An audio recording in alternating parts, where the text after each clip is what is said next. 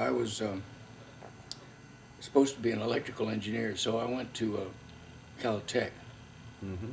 and You mean the one in Pasadena? yeah, Mm-hmm. no, Cal, no, okay, yeah, and which was very lucky, you know, that was a good school, and Yeah. there my mother paid for my first year, and then as luck would have it, I joined an outfit called the V-12, which said that if you join the Navy now, why, we'll finish your education for you.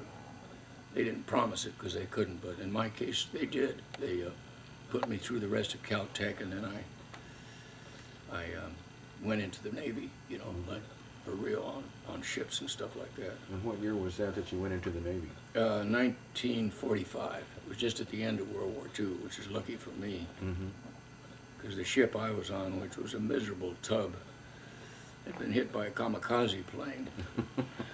But fortunately, it didn't explode. In other words, the bomb didn't explode. But the guys who were on it and had been on that boat for 36 months sort of looked at me when I came aboard.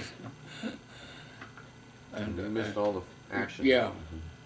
But even just the plane hitting the ship, apparently, I saw some, they showed me some pictures of what had happened. It was pretty severe. Mm-hmm.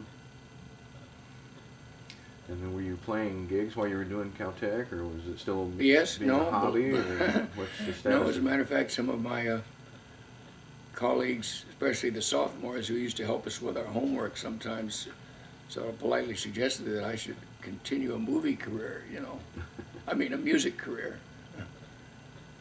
And somewhere along the way, I sort of had realized, although I didn't say so to myself, that I couldn't be what I wanted to be. I could have been a successful engineer, but an engineer, you know, designs hardware. That's what he does. Most people, I mean, a recording studio, you're not an engineer. You may be an engineer, but that's because of your education, but you're not, we're not considered engineers. But there were guys that helped me do my homework who had a knowledge of physics and mathematics that were brilliant. I wanted to be like them, and we can't be everything we want to be. So at some point along the way, I got more inspiration out of music.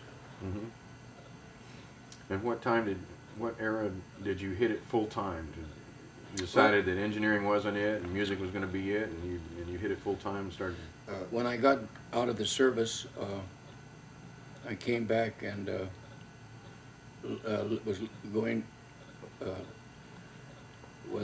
went to Stanford to get a master's degree in electrical engineering.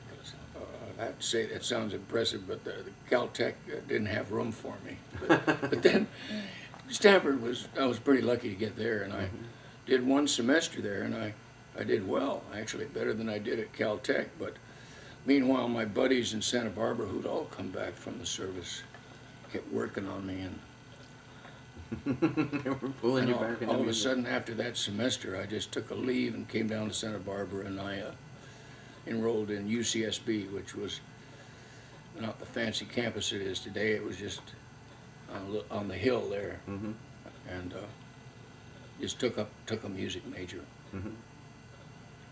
And that was 46?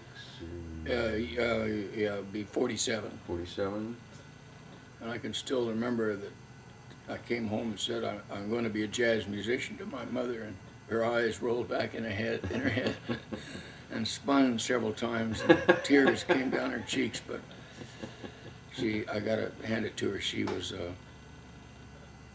went along with it, and she became a great jazz fan and knew a lot of the musicians, and they used to come up to the house. I mean, after I'd gotten